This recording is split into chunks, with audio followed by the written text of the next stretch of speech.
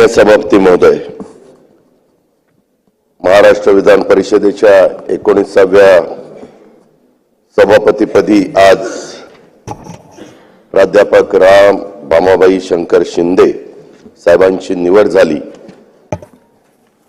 आणि आम्ही सर्वांनीच दोन्ही बाजूच्या सन्माननीय सदस्यांनी सन्मानपूर्वक आपल्याला आसनापर्यंत देखील त्या ठिकाणी घेऊन गेलो।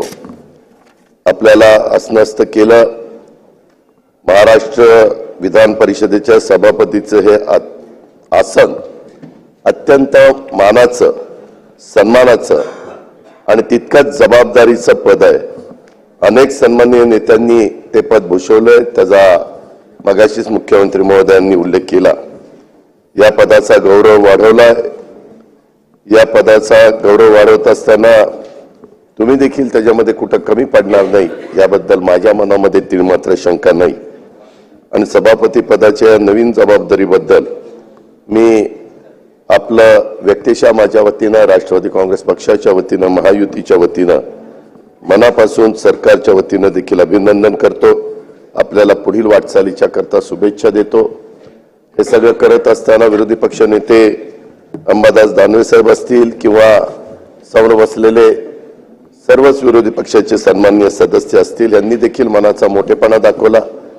विरोधाला विरोध करण्याची भूमिका न घेता एकमताने या सर्वोच्च सभागृहाच्या सर्वोच्च पदावर सन्माननीय राम शिंदे साहेबांची एकमताने जी निवड केली, एक महाराष्ट्राची परंपरा आहे, महाराष्ट्राची संस्कृती आहे की जरी आपण निवडणुकीमध्ये एकमेकांच्या विरोधामध्ये लढलो तरी कुठेतरी आपण एकमेकाचा सन्मान ठेवायचा असतो, एकमेकाचा आदर करायचा असतो। ती आपल्याला संस्कृती आपल्या वडीलधाऱ्यांनी शिकवलेली आहे आणि त्याच भूमिकेतनं आज विरोधी पक्षाच्या नेत्यांनी आणि त्यांच्या सर्व सहकारी मित्रांनी, घटक पक्षांनी ती भूमिका घेतली। त्याबद्दल मी अंबादासजी आपलं देखील मनापासून आभार मानतो, आपल्याला देखील मनापासून धन्यवाद देतो। आणि सहज एक शेर आठवलं म्हणून सांगतो, बदल जाओ वक्त के साथ या फिर वक्त बदलना सीखो, मजबूरियां को मत कोसो, हर हाल में चलना सीखो। अध्यक्ष महोदय, एकंदरीतच पुढे जात असताना मला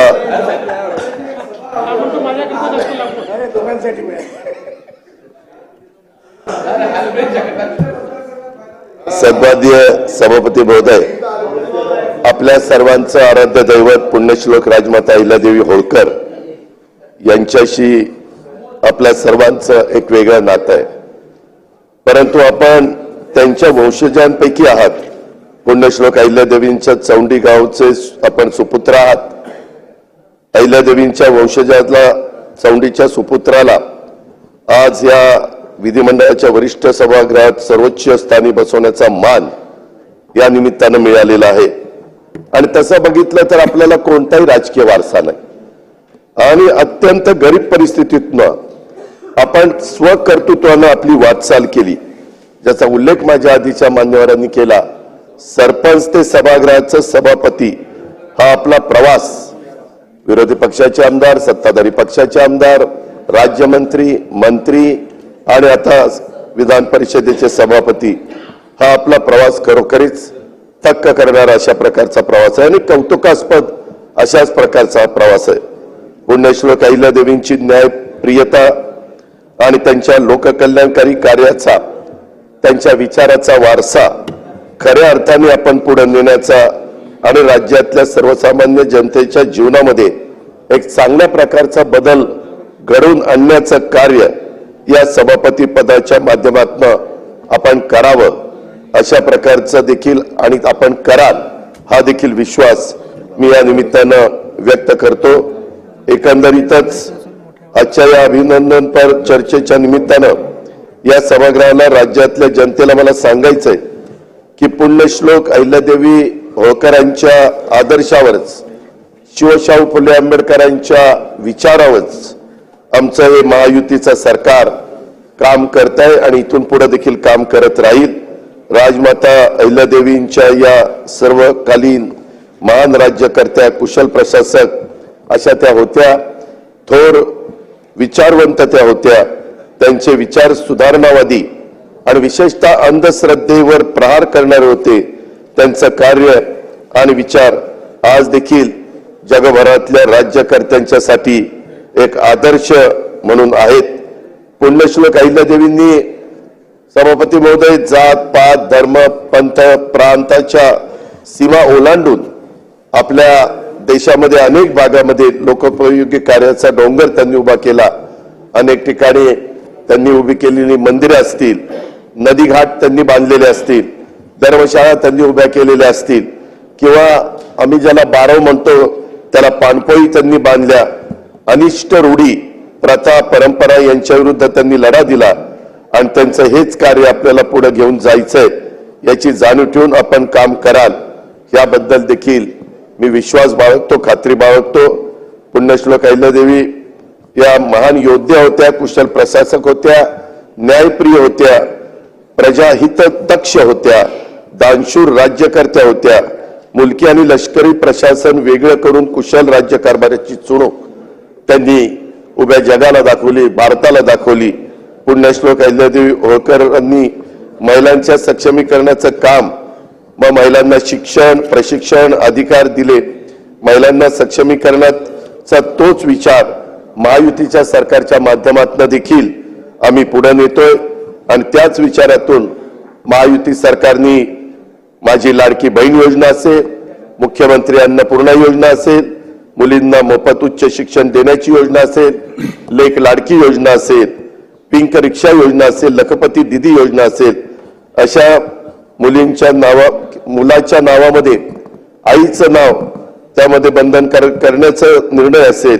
महायुती सरकारच्या निर्णयाचं आणि आमच्या ध्येय धोरणाच्या राज्यातल्या देखील जनतेने पाठिंबा दिलेला कालच्या विधानसभेच्या निवडणुकीच्या निमित्ताचा कौल बघत असताना आपण पाहिलेला आहे.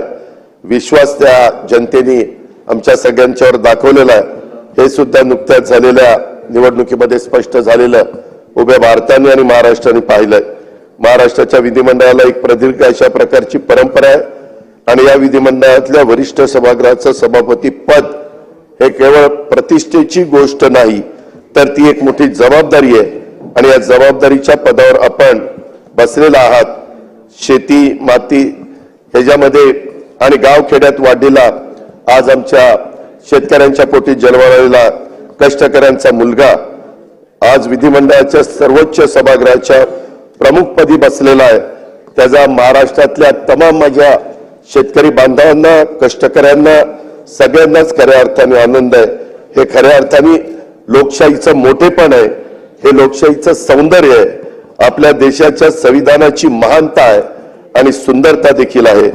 गेल्याच महिन्यात विधानसभेच्या सार्वत्रिक निवडणुकीमध्ये या विधानसभेचं वैशिष्ट्य म्हणजे यंदा आपण बघितलं सभापती महोदय तर फार मोठ्या प्रमाणावर तरुण सदस्य विधानसभेमध्ये आलेले आपल्याला पाहायला मिळालेले असतील.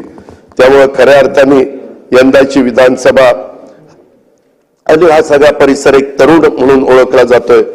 विधानसभेचे अध्यक्ष झालेले राहुल नार्वेकरजी देखील बहुधा आतापर्यंत सर्वात तरुण अध्यक्ष असतील. त्याचप्रमाणे आपल्या रूपाने विधान परिषदेच्या या वरिष्ठ सभागृहाचं सभापती पद देखील आपण एक तरुणाला त्या ठिकाणी तुमच्या माध्यमातून मिळालेले आणि माझा अंदाज आहे की कदाचित आजपर्यंत जेवढे अध्यक्ष सभापती झालेले त्यात सगळ्यात तरुण सभापती म्हणून आपली ओळख त्या ठिकाणी असेल. आपण मगाशी मी तुम्हाला तिथं बसवत असताना वय सांगितलं परंतु ते पटत नाही. मगाशी मुख्यमंत्री महोदय म्हणले अजून आपण 40 वाटतंय आणि त्याच्यामुळं एकंदरीतच एक चांगल्या पद्धतीनं काम तुम्हाला हे त्या ठिकाणी मिळालेलं आहे. सभापती महोदय आपण नुसतेच तरुण नाहीत तर दिसण्यामध्ये देखील तुम्ही अत्यंत रुबाबदार आहे. आपले व्यक्तिमत्व प्रभावी आहे. मला आठवत आहे 9 ते 14 आम्ही सगळेजण सत्ताधारी पक्षाचे होतो आणि त्यावेळेस तुम्ही अतिशय शांत येऊन बसायचा, विरोधी पक्षामध्ये होता. बाकीचे तिथली सगळी सभागृह लढवण्याचं काम चालवण्याचं काम देवेंद्रजी आणि बाकीचे सगळेजण करायचे. पण त्याच्यानंतर ज्यावेळेस आपण राज्यमंत्री झाला, राज्यमंत्र्याच्या नंतर ज्यावेळेस तुम्ही कॅबिनेट मंत्री झाला त्यावेळेस तुमचा तो सफारी, तुमचा तो देखणेपणा, तुम्ही असं आतमध्ये यायचा आणि मी समोर बसलेलो असायचं त्यावेळेस म्हणायचं, आम्ही म्हणायचो काय बदल झालाय आज शिंदे साहेबांच्या मध्ये, खऱ्या अर्थाने बदल झालाय. तो एक वेगळ्या प्रकारचा रुबाब आम्ही सगळ्या नाही नाही त्यांचा सफारी हाफ असायचा, त्यांना आठवत असं. स्तुती काय गिरीश, कधीतरी सुधार राहू, कधीतरी सुधार. आताही कट होता होता वाचला एकदम.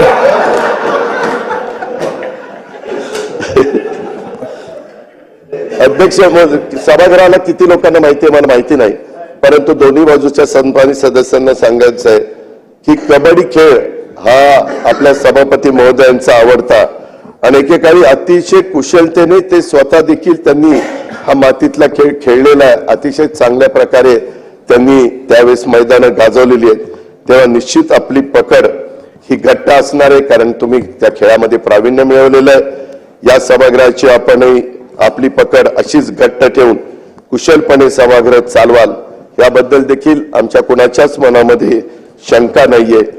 स्वातंत्र्यपूर्व काळात मंगलदास पक्वासा यांच्या रूपाने पहिले सभापती विधान परिषदेला मिळाले आणि नंतर अनेक मान्यवर त्या ठिकाणी सभापती म्हणून झाले आणि त्यांनी सगळ्यांनीच अतिशय समर्थपणे ते सभापती पद सांभाळलेलं आपण सगळ्यांनी बघितलेलं आहे. नास फरांदे साहेब हे आपल्याच जिल्ह्यातले अहिल्यानगरचे ते प्राध्यापक होते. मगाशी मला वाटतं भाईंनी लक्षात आणून दिलं, प्रोफेसर रामराजे होते, परंतु जास्त वकिली पण ते करत होते आणि म्हणजे वकिलीचा पण त्यांना एक दांडगा अनुभव आणि अभ्यास होता.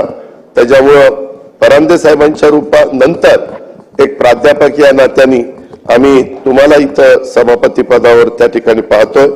त्यामुळं निश्चितपणे या विधान परिषदेला एक शिस्त येईल हे देखील मला या निमित्तानं वाटतं.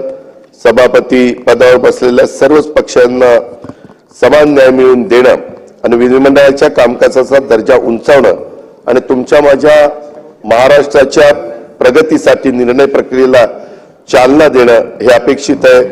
सभापती महोदय, आपण आपल्या प्रगल्भ आणि संयमी नेतृत्वामुळं या सर्व जबाबदाऱ्या सक्षमपणे पाडणार याबद्दल आम्हाला खात्री आहे. सभागृहाचा कार्यकाळ प्रभावी आणि लोकाभिमुख करण्यासाठी सभापती म्हणून आपण सर्व सदस्यांना समान वागणूक द्याल, चर्चांना सकारात्मक दिशा द्याल, लोकशाहीचं त्या ठिकाणी पालन कराल. खरं तर मगाशी बोलत असताना त्यामध्ये मी बोलू का नाही थोडासा द्विधा स्थितीत होतो.